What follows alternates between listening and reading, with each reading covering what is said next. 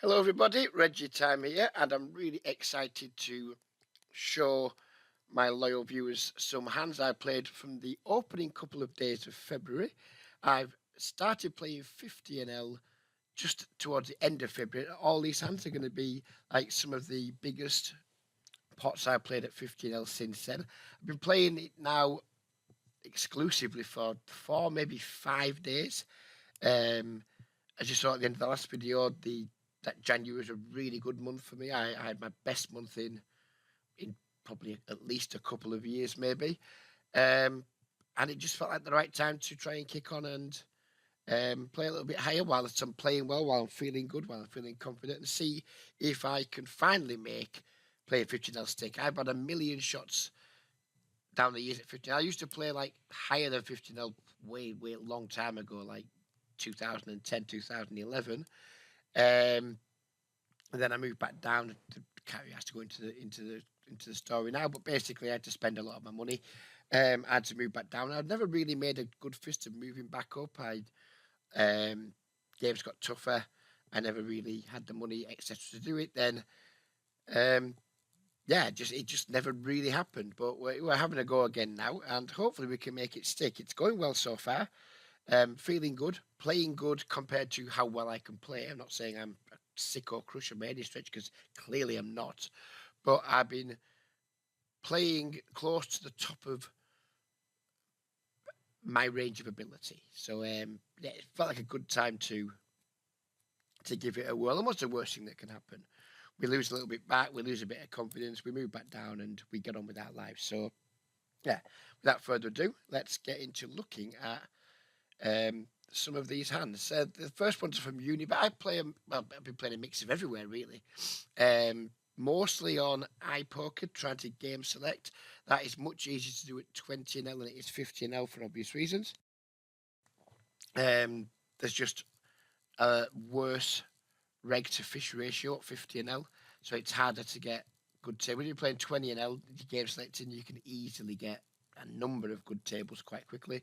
50NL, there's not as many tables run. There's kind of more regs, less fish, so you've got to be a bit more diligent with your game selecting. When you get good tables, they are amazing, but quite often it can just be you and lots of other like tight players. So I've been playing a tiny bit of Snap 15L2, but that barely runs. So last night I was a bit fed up because iPocket games weren't great. Snap had like 15 runners in the pool, and every table was like three-handed, four-handed, because it was mostly regs multi-tabling. So I just stuck €200 on Unibet just to say, like, right, okay, let's just see if these games are really bad, see if they're any good, what have you. And so yeah, there's some hands from Unibet. Then in the middle of the video, there's going to be some hands from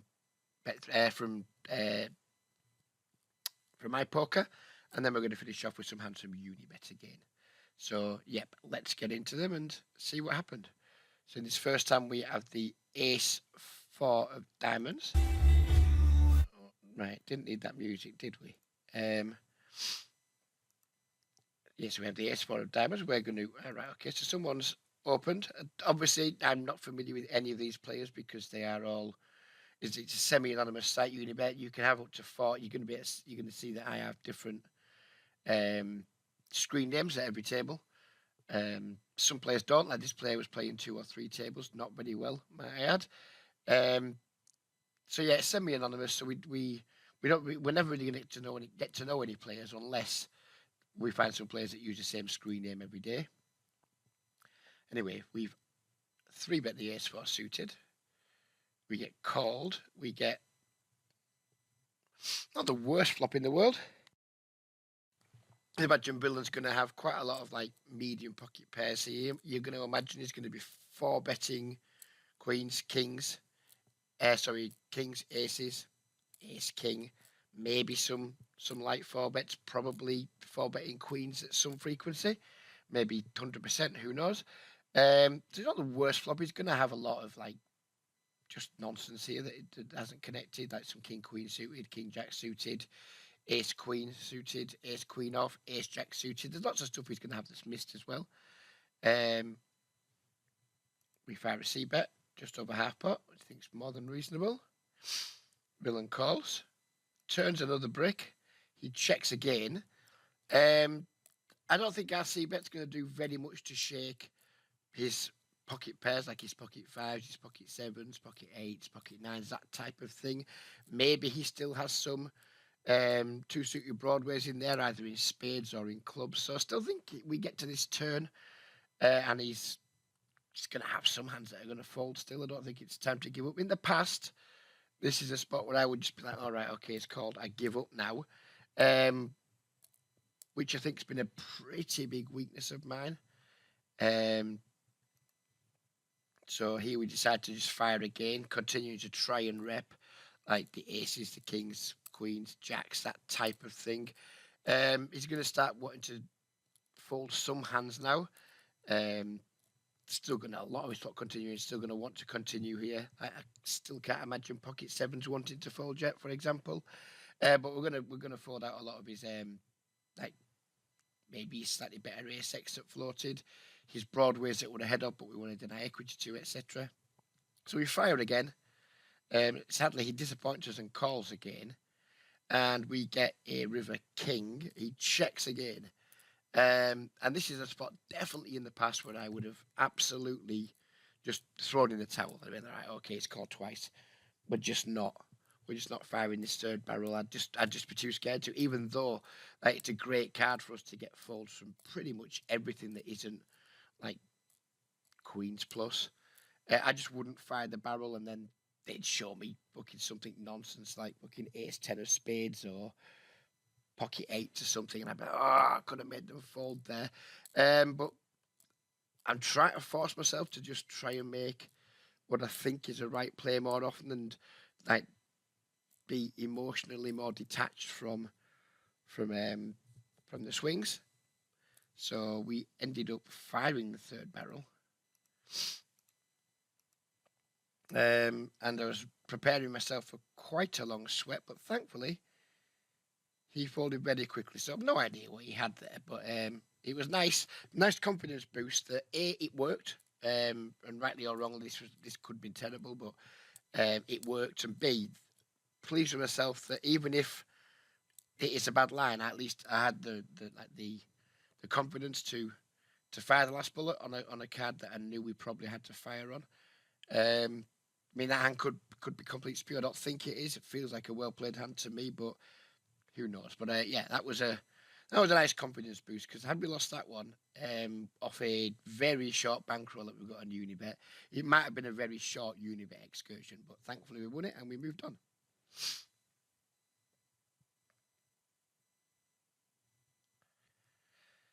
On to the next hand now with the Jack 10 off. We have a player again I know nothing about. He opens from the button, nothing to see here. I'm at the standard defend with the Jack 10 off. And I decided to lead this flop. I should have paused it. I forgot that we led this flop. It just feels like it's a really good flop for the big blind to develop some leads. We have a hand that's got like no real potential. We have like two shitty over cards and the backdoor straight draw. But we don't really have much potential. We can't check call. We certainly can't check raise. So we could just check fold. But it's like feels like it's a decent board for us to just like take some of our weaker hands that just can't win and start bluffing with them. Maybe we could just choose a better hand that's got more equity. Maybe this is a bad hand to do it with. Forget if I'm doing this with Jack 10, I'm doing it with everything that doesn't improve, or a lot of hands that don't improve. So maybe this is probably too wide, but I did it anyway. Villain calls. We turn a pair. This bet thing's happening too fast, isn't it? I can't be as slow in the replay down any further. The Unibet replay is lightning quick, by the way, which is why it's a problem for me to like just pause the action in time. We decided to bet again. We were bluffing on the flop. Now we turned a pair. So this could be too thin, because I wouldn't expect him to raise his like aces, kings, queens very often on the flop, things like that. But seems daft to bluff, improve, and then stop betting. So I fired again, and villain called again, and then the river is a king, and it doesn't make as much sense for me to want to bet anymore. I don't think there's 28 big blinds in the pot. It's getting very, very, very thin for value, and I think it's going to be close to impossible for us to get called unless he just has like pocket eights and just decides, fuck you, mate, I don't believe you. But yeah, we have 6-5 here that we're going to want to like continue betting with. We're going to have like all the sets of sevens, fours, and threes, etc. So we still have some strong hands if we want to continue betting. But I think this combo probably doesn't want to. It feels like it's too thin for value. Um, it's too strong to bluff with. So we ended up just checking. And Willem bets this size, and I thought this was a bit weird. It didn't feel like it was going to be a bluff because of its size. It's like not much over half pot, and I expected bluffs to go like really quite polar with their sizing. But at the same time, we're getting a pretty good price on the call. If he is bluffing here, then I think it's going to be a pretty big mistake. Well, no, I'm wording that wrong, wording that incorrectly. If he is light here, I think it's a pretty big disaster to fold. And we're getting a good price. We're getting almost 3-1 on a call. Yeah, I guess he can have some king x of spades. I guess he can have some king jack. But I just think his like strong hands would want to go bigger for value, but his bluffs would too. Just felt weird. This size didn't feel right to me, and I am something of a station, so he ended up just making a call, expecting to lose a lot, and he had the a6 of diamonds, and I'm not surprised he chose to bluff with that hand, but I am surprised at his sizing. But happily, he didn't put us in a tougher spot, and we won the pot.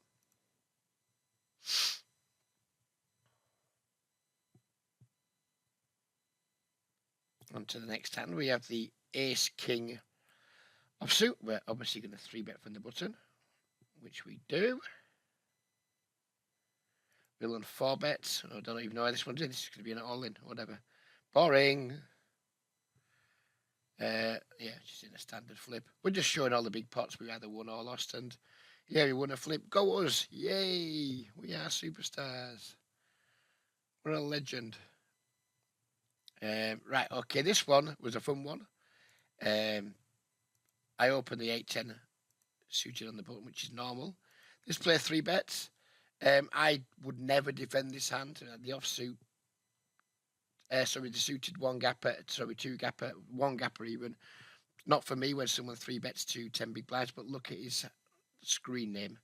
His screen name is literally 8-10 suited, and we've got 8-10 suited. We're going nowhere. We're just going nowhere. We have no choice but call this. Just because it's just such a weird situation. So we do call. We flop ourselves a pair. He bets 1/3 pot, which is completely bog standard these days. We obviously call with our pair. He checks the turn. No reason to bet for us. If he's got a queen, he's not folding. If he's got an ace, then he probably continues, but he's certainly not folding. Pocket kings, not folding. Pocket jacks, I don't know if that's folding or not, but we're not going to bluff. We've already got ourselves in enough trouble by playing a hand we shouldn't be playing without like trying to turn made hands into bluffs in 3-bet pots on turns. River is a king. We're completely done with it now, obviously. It's job's fucked. Game over. He does check a game, which is kind of weird. Because you'd expect him to have plenty of ace queen, plenty of ace king. Jacks is now made a straight, so it's like, right, okay, I don't know what's going on here, but ace jack's now a straight. Didn't think I could win the pot very often, but didn't think I could win it with a bluff either. I mean, if he's 3-bet a hand like pocket 8's pre, we're just beating that anyway. So we just meekly gave up and like, well, just please win, because we shouldn't be in the pot anyway. And Will actually turned up with 5-6 suited, so maybe tomorrow we should change his name to 5-6 suited. But yeah, it's not a big pot, but I thought it was quite amusing that we used the 8-10 suited against somebody called 8-10 suited and turned it into a winner. Well played, Reg, you fucking idiot.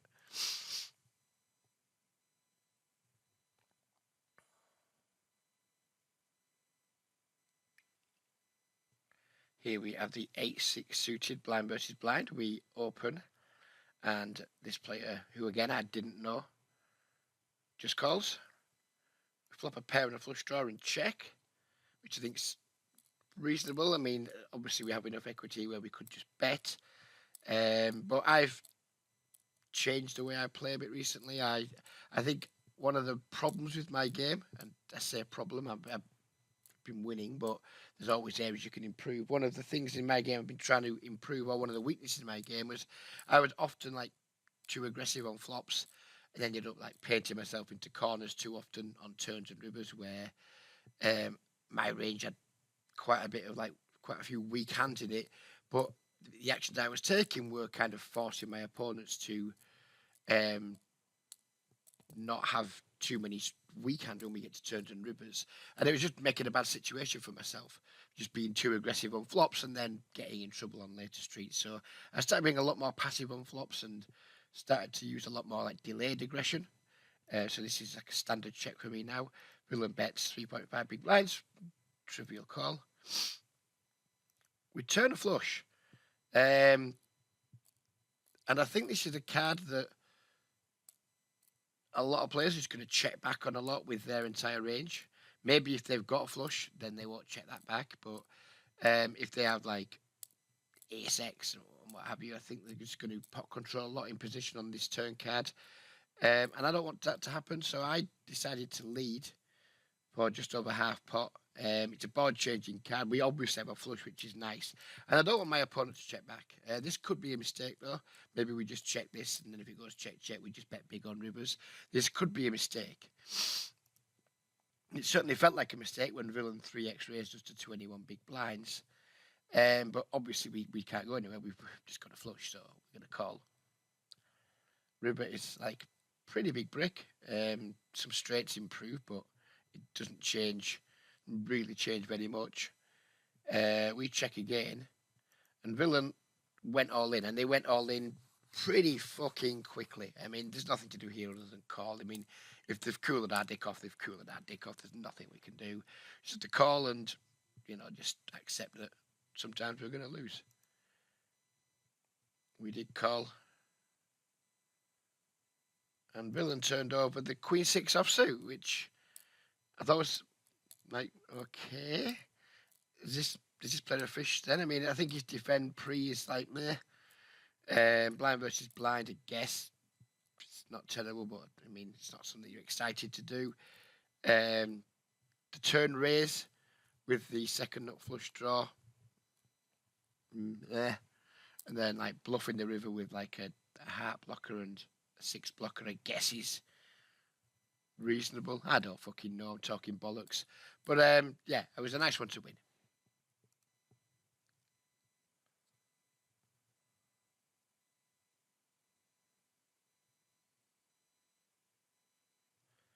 Here we have the Queen 9 offsuit. We get a race from another unknown player. In the small blind, we defend the big blind. We flop ourselves a royal flush draw. Villain bets half pot. Just a call and see the next card, please, dealer. The next card gives us a second nuts. He bets. Right, how much does he bet in relation to the pot? He bets around 3/4 pot.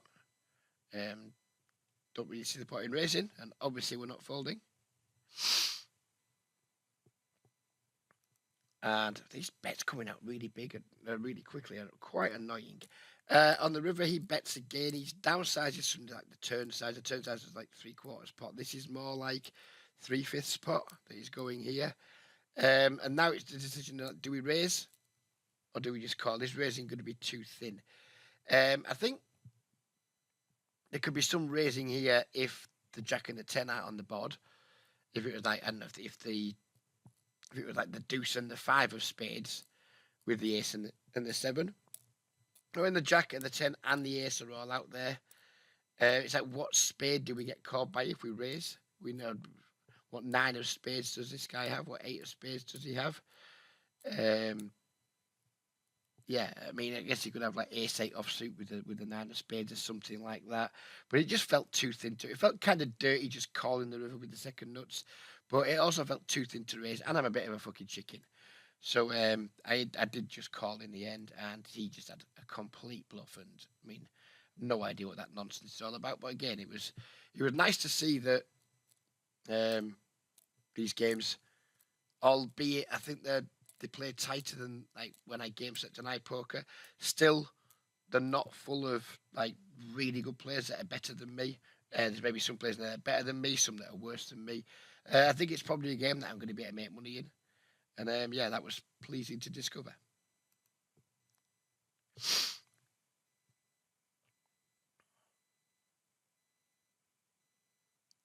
Right, so okay, we're going to skip this on very quickly.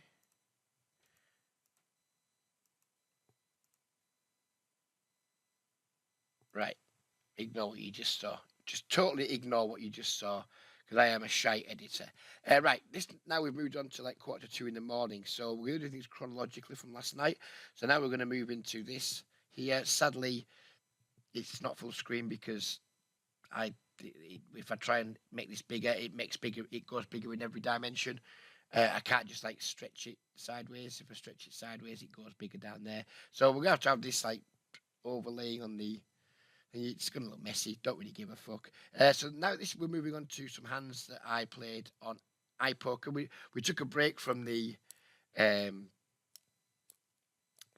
session. I watched a little bit of PKR stream, which he does on Wednesday night, and I decided my next session was just going to take a look. It was getting on. The time was getting on. That was like after midnight, I think, UK time, and I thought I'd see what the iPoker tables look like. And yeah, they looked okay, as you can see by these stats of these players. So we have the ace queen suited here. We open. Pretty aggro player. 3-bets us. We just call. Flop ourselves top pair. So if he's got a better hand, we're getting stacked. If he has a worse hand, then we'll try and win as much as we can. He bets exactly half pot. We have an easy call. Turn, complete break. He checks. I think we should probably bet here, but I wasn't super fond on reopening the betting at this point. If we bet and he jams, then we have to call, and maybe he's trapping us sometimes. I suspect if he's got a draw, he just continues betting. I doubt he's going to like check raise a draw here. So I think if we do bet and get check raised, it's just super likely we're going to be up against too many strong hands and not enough draws, because I expect if he's got like say a flush draw or 6-5 or clubs, if he's turn clubs, I expect him just to continue applying pressure. So we do let a free card come off. The only card I really don't want to see is a king, I guess, in terms of like making river spots a bit more difficult maybe. The river's kind of a breaky. 6-5 gets there, but it's kind of a break. And Villain just goes all in, and I'm like, all right, okay, I don't love this 2x pot, but and he can absolutely do this with like pocket aces and stuff like that. But this player's just pretty aggro, as you can see by his stats. 30-25 is 16% 3-bet over a small sample. I just don't think we can fold here. Don't love it, but I don't think we can fold. So I did call. And I should be hiding screen names here. Stop being a fucking idiot, Reg. Don't do this again. Mass player names. And he had the ace jack off, and I really don't like his line. Really don't like his line, but we won the pot, so happy days for us. On to the next one. We have 2 jacks here. This player was lots and lots of fun. He was limp min raising. He was min 4 betting. He was just in there. He was in there getting his hands dirty. Normally I wouldn't be at a table with 3 other like non-green or blue tags behind me, but clearly we're never leaving this guy when we have the Jesus seat. We 3-bet to 9 bigs. Normally I would make this like 7.5, 8 bigs, but he's a whopper. We make it 9. Hopefully dissuade people from behind us from coming in and getting in the mix with this guy. And he clicks it back. And this is like one of the first times we played with him in this session. So I didn't know what this clickback meant at the time. I wasn't aware that he was just doing random nonsense. So I guess we should probably, if I'd known what I knew later on about him, this would just have been all in. But I didn't know that at the time. So we just call. We get a good flop. He bets 9 blinds. We decide to raise to 28 blinds, which against a fun player is fine. If he's got the pocket aces or whatever, they're good for him. He calls. Turn is an 8. He now decides to just be like, yep, I'm virtually all in, mate. I'm like, right, okay, I guess we are too. We go all in for our last two bigs. And this guy went in the tank for a long time, like maybe like 20 seconds or more. And I was like, fuck me, if we get the fold here, this is like the biggest red line win I've ever had, probably, or one of the biggest red line wins I've ever had. He finally flicked the call in. And he had the ace 8. It was a pretty sickening river. But there you go. You know, this is what happens when you're playing these good games with these types of players. Weird shit's going to happen, and it's not always going to work out well for you. It does most of the time, but sometimes it doesn't. Right, pocket tens, okay. Don't know anything about these villains by the looks of things. Two unknowns, which is a pretty good thing on iPoker because I'm pretty sure I know most of the regs now. Obviously, there's always new regs coming along, but usually, if I have a table of unknowns, it's a good table. Well, I don't really know why it's going to even be reviewed. Maybe this is a misclick because he's got no money. He bets one blind. We raise to 5. He raises to 9. Boring. All right, and that's why it's in because he just had something random. So again, this was more interesting when the cards were on their backs because obviously the cards go on the back straight away, and you don't get to see them till the end. But can you imagine my surprise in this hand when he turned over the king 4? And I was like, okay, that's nice. You're drawing nearly dead, mate. Nearly dead. I was like, fuck's sake, that's ridiculous. And then the 10 come to save us on the river, and I was like, okay, thank you. Thank you. On to the next one, we have the Jack 8 spades. This is the villain from the other hand that had the ace 8. We go for the ISO raise. It's a bit of a weak hand to ISO with, but I mean, not against this guy. We just want to try and get heads up with him in as many pots as we can. This guy, once this guy loses all his money or he leaves the table, this table is just going to break probably. Maybe not how this guy's joined. So we need to get him before somebody else does. But we do not achieve isolation. We instead achieve a multi-way pot. He now donks 12 big blinds. And this is a pretty uncomfortable spot because we've got 2 players to go behind us who can not easily have better hands, but can definitely have some better hands. But clearly we can't fold either. And we certainly don't want to raise. So we just called. Thankfully, like the decent player, like the regular, gets out of our way. But the other weak player in the blinds calls. So this is now getting pretty fucking weird. We're playing a 56 big blind pot and we have like top pair, no kicker. Check. And now we bet 7 big blinds. And I was like, this is like pretty weird, pretty awkward because I don't want to just call 7 blinds here and just let this guy here, especially this guy here, like who's probably got a draw, just draw so cheaply. I also don't want to just let this guy get away with betting 7 blinds with whatever it is he's got. But we also know that he's in for the bet 3 bet lines with like wide ranges. He had the ace 8 earlier. So this is like fucking weird. I just really don't know what to do here. But I think what tipped me in the end was this guy's got no fucking money. So if we raise here and this guy just wakes up and goes all in, I don't really care very much. And I didn't want this guy just to bet 7 bigs here with potentially some worse hands and realise I was equity. And I also thought he was capable of calling with some worse hands too. So we ended up going with the raise. This guy gets out the way, this guy gets out the way. But I thought that was a weird spot because it's just like, how often do you go like flops multi-way, get donked into, and then get someone just bet the turn for like fucking 15% pot or whatever that is. It was weird. It was weird, but we won the pot and we were very happy about that. 5-6 of hearts, same villain again. We go for the ISO again. He now limp virtually min raises. We're like, okay, I guess we call. We flop nothing. He bets 1/3 pot. We have a gut shot though, and this guy is active. Maybe this is just a fold now because like our outs are dirty. But I just thought if we could hit a 7, pretty deep, we can just get all this money. We didn't hit a 7. We hit a 3, which is a complete break. Villain now just bets 5 big blinds. So like, what is going on here? But remember the last hand he took a similar line and just folded. Like so, he bet smaller on the turn than he bet on the flop, and then folded. So I elected to like raise here to try and see if we could get the same outcome as last time.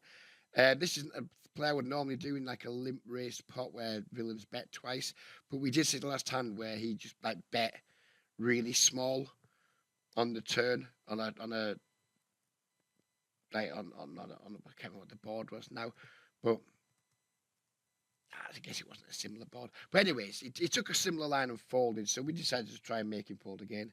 This time he disappointed us and calls, sadly. We river a 6.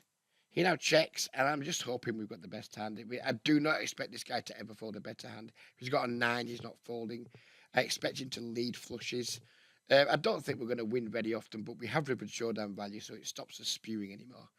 So I ended up just checking back, and villain had that, and we were very happy to drag the pot down. Last hand of the night from this session, from the iPoker session. Games are starting to get bad, you can see now. I was just about ready to wind the session up and like go back to Unibet, or at least see if Unibet had any tables running, because like all these tables were bad. Aggressive villain raises under the gun. Middle position, sorry. We defend this, and I'm not sure if this is a defend. I checked in GTO Wizard afterwards, and my version of GTO Wizard says this isn't a defend from the big blind, from middle position. So I don't know. I think it's close. I think it's cuspy. But we did defend it. Maybe against some weaker players we defend it, and against some like better, more aggressive players we don't defend it. But yeah, it's a bit of a cuspy defend. We check. Villain bets like half pot, and I think it's a board he's just going to attack like relentlessly. He's got a 74% C bet.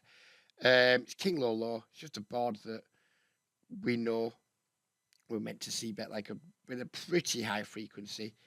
So I expect this player to be doing that, and also because he's on the looser side, I expect him to have more air as well than lots of players do. So I decided to go for a check raise, and this could be really fucking punty. It could be really bad. Check raise in a 7-4 of spades on a flush draw board. Yeah, this just could be a punt. I don't know. I think it probably is. I think the defend pre super marginal. I think this check raise is probably not good. Villain calls. We absolutely drill it on the turn, which was highly delightful. I was really quite pleased with the situation. We decide to overbet the turn because I think when villain bet calls his flop, I think he's gonna have a lot of king X. I think he's gonna have a lot of flush draws. And I think like we look like we've either like got pocket 3s, pocket 5s, or like maybe a flush draw ourselves. So I think when we like check raise his flop and then battle what looks like a break turn, because the 6 doesn't really improve anything from my check raising range, except specifically 7-4, which maybe I shouldn't even fucking have. So I just wanted to try and rep like a really polar range of like sets and draws. We went with the overbet. Again, could be shit, but I don't think it is once we turn it straight. Villain goes all in. I beat him into the pot. I was highly delighted. And at this point, I need to say, because the cards aren't going to get turned over. Oh, can I turn them over now? Yeah, I can. Yes, pocket 5s. So we were like, yay. No! And yeah, so that's 2 pretty big pots during the iPoker session where we just got crushed in all in EV. But I've been running really well so far in 2023, so I absolutely cannot complain. It's a little bit annoying, but maybe I shouldn't have been in this pot in the first place. Maybe we had no business check raising flops, so maybe we got what we deserved in that hand. Anyway, that's the end of the iPoker hands. We're now back to a Unibet session, and again, I don't know any of these players, but we have the 2 6s in middle position, and we raise. We get called and get called again.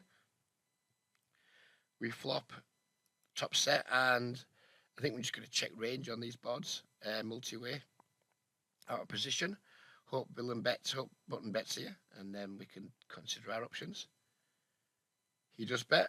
Then big blind, check raises. Um, I think in spots like this, like we could just go with another race. I mean, Villain could have like the smaller sets, threes, deuces, 4, 5 is definitely in his range. Maybe, maybe he has some like overpairs he's trying to protect too, like pocket sevens, pocket eights. Um, I don't know, but I think he's like repping a pretty strong range here. Um, it's probably going to continue wanting to put money in the pot, and we have a hand that's like, in my opinion, pretty good trap. And of course, if like a 4 or a 5 comes off, things change a little bit. But yeah, I was really comfortable just calling here and letting the hand play out. Turn was a 5, which is pretty unfortunate, and our opponent continues betting. I don't think we don't have very much 4x whatsoever in this line. But we open like all the ace 4 suited pre-flop. That's probably about it most of the time. So it's hard for us to have a 4. We probably don't continue with much 4x on the flop either.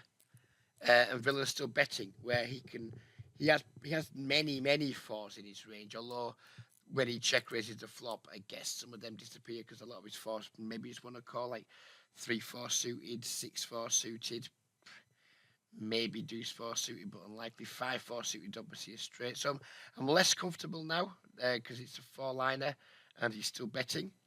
And I think it's hard for him to find bluffs on this board, unless he's just randomly like, oh, I'm just bluffing quite a lot of parts of my range because the board's so good for me, which is reasonable. In that case, if he's doing that, then he can have all sorts of stuff. We just call again, praying the board pairs. The board doesn't pair, and Villain now bets like under 2/3 pot on the river. And I just cycled. I wasn't happy about the situation, but what can we do? We just cycle. And Villain did have the 4-5, and well played him. I think if he jams, we probably still call because I'm a station. But yeah, well played hand by him. Nice hand, and it's just a cooler, isn't it? It's a cooler that we managed to save 31.2 big blinds on, so we'll take it.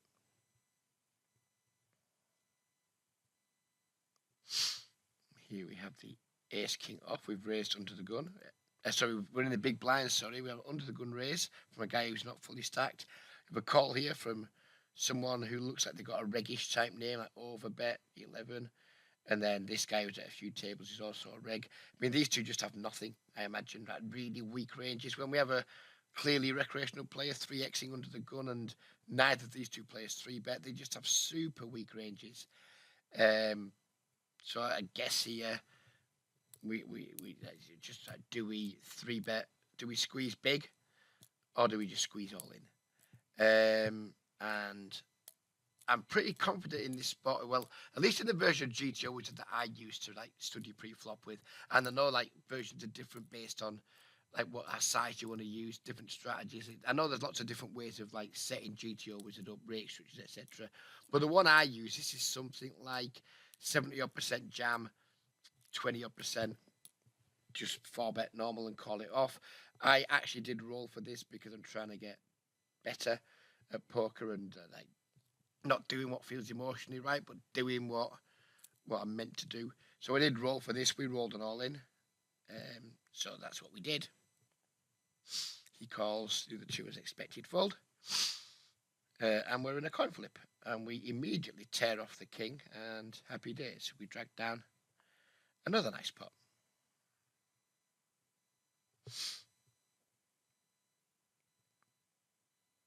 And I think this might be the last hand, is it? Maybe not. Yeah, this is on the boring all in. We have a button open. We have this is a reg user every table. He's just like 12 big blinds at the small blind, as people are supposed to. I think this, I don't know, 140 odd bigs deep. I didn't want to just like call 4-bet here, then not know what to do if I got jammed on this deep. This again could be punchy. Like the version of like pre-flop I studied with on GTO, which I just have it set for 100 blinds. I have no fucking clue at 150 blinds depth. This could be an absolute omega punt. But I was feeling my oats. I was doing well. I was enjoying myself. I just fucking ripped it. This guy could not call quick enough, and he has a hand that has 70% equity against us, so we has pocket kings. Flop, nothing. Turn. Ooh, look at that. Haven't we picked up some outs? And the river was glorious. We rivered the nut flush. Unlucky for this guy, of course, but fucking highly delightful bit of river activity at 1:45 in the morning.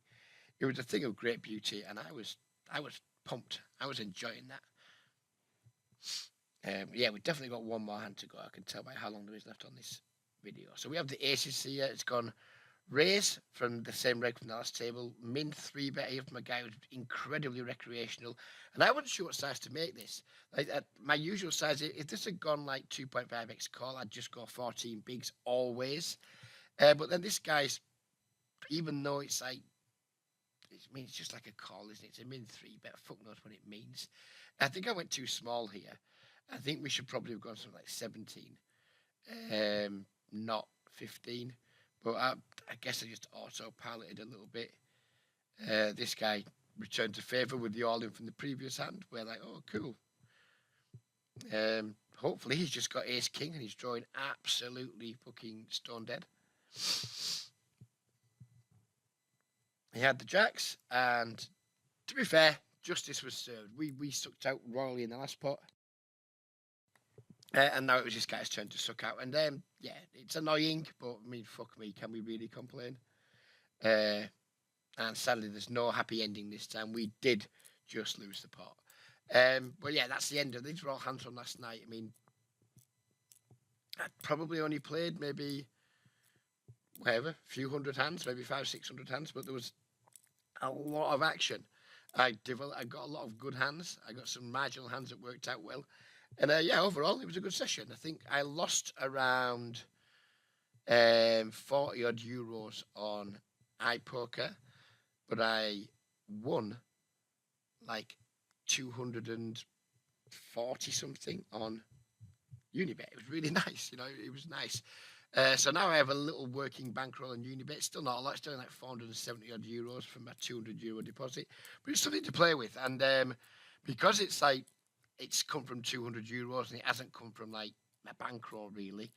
I do feel quite free with it, because if I lose it, who cares? I'm still going to have my bankroll on Bet365. I'm way over roll for 20 now. I am like with my life roll way over roll for 50 now, but I wouldn't be comfortable like losing. Say we got in fact, it won't happen. If I were on anything more than like a 10 or 11 buying downswing before I'd had a significant upswing, I would probably stop playing 50L again. I think if I have a like 10 buying downswing, I suspect that will be enough for me to stay for a little while. Okay, Reg, take a break, rebuild, move back down again, rebuild, regain your composure, regain your confidence, etc. But if I was to have, say, 30 buying upswing first, and then we had a 10 buying downswing, then it wouldn't bother me. I just kind of want to do really well. I'd like to just run normally, and I mean, it'd be nice if we could have some fucking proper heat. But just run normally, hopefully just get a good feeling for exactly where I stand in these games, how much edge I have or don't have. And yeah, it'd be nice just to like have a nice 1,500 euro upswing. So then when the inevitable downswing comes, and it does, and it will come, because it always does, of course, hopefully then I'm in a better mental place to deal with it and be like, right, okay, but you're still well up in the game. And I would have the confidence that I fit in, that I belong here. Quite often when I've been playing 50L, I've had kind of imposter syndrome where I've not always felt like I belonged. I felt like I haven't been good enough.